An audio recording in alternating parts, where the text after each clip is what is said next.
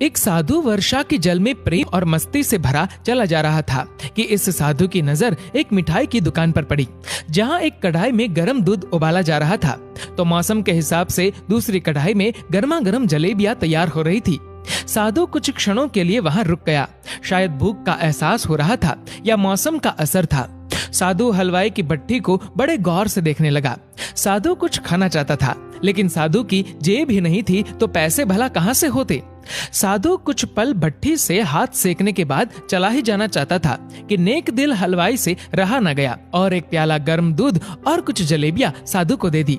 साधु ने गर्म जलेबियां गर्म दूध के साथ खाई और फिर हाथों को ऊपर की ओर उठाकर हलवाई के लिए प्रार्थना की, फिर आगे चल दिया। साधु बाबा का पेट भर चुका था। दुनिया के दुखों से बेपरवाह वे फिर एक नए जोश से बारिश के गंदले पानी के छींटे उड़ाता चला जा रहा था।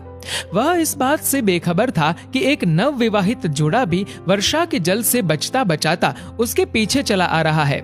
एक बार इस मस्त साधु ने बारिश के गंदले पानी में जोर से लात मारी।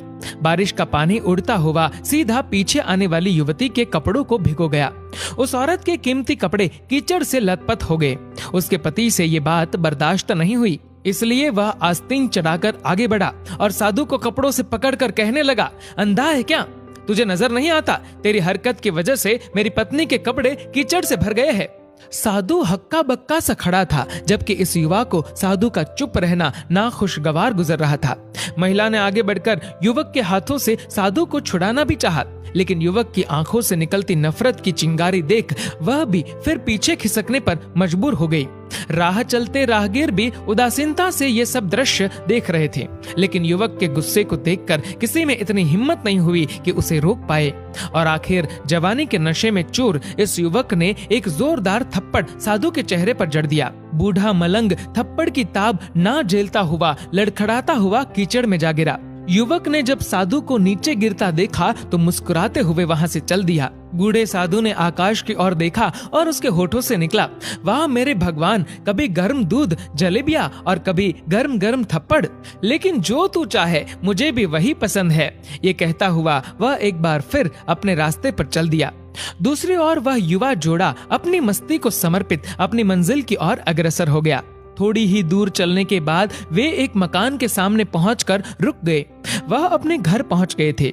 वे युवक अपनी जेब से चाबी निकालकर अपनी पत्नी से हंसी मजाक करते हुए ऊपर घर की सीढ़ियां चढ़ रहा था। बारिश के कारण सीढ़ियों पर फिसलन हो गई थी।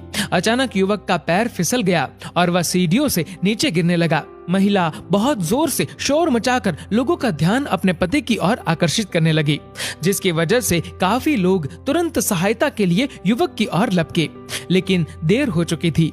युवक का सर फट गया था और कुछ ही देर में ज्यादा खून बह जाने के कारण इस नौजवान युवक की मौत हो गई।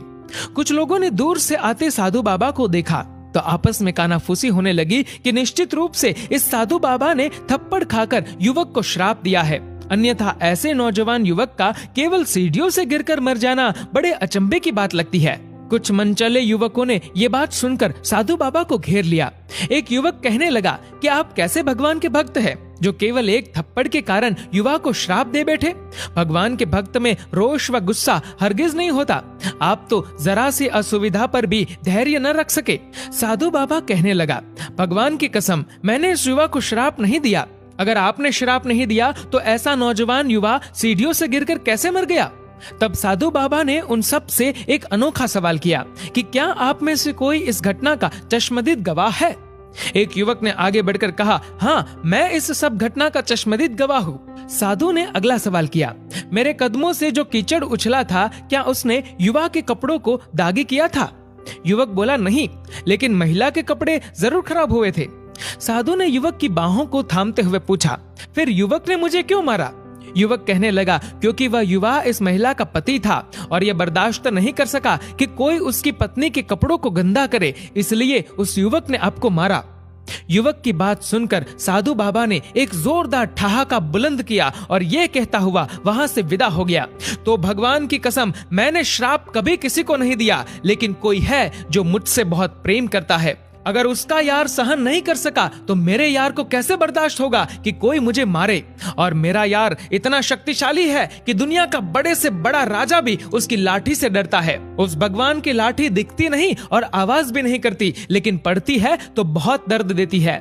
हमारे कर्म ही हमें उसकी लाठी से बचाते हैं, बस कर्म अच्छे होने चाहिए। हमारी संपत्ति के उत्तराधिकारी अनेक लोग हो सकते हैं, लेकिन कर्मों के उत्तराधिकारी केवल हम स्वयं ही होते हैं। दोस्तों, इस वीडियो को लेकर आपकी क्या राय है नीचे कमेंट करके जरूर बताएगा। और अगर आपको ये वीडियो अच्छा लगा हो तो इस वीडियो को लाइक करेगा, शेयर करेगा ज्यादा से ज्यादा लोगों तक। और ऐसे ही और भी इंस्पिरेशनल वीडियोस के लिए सब्सक्राइब करें हमारे यूट्यूब चैनल को और फेसबुक पर फॉलो करें हमारे पेज को। धन्यवाद।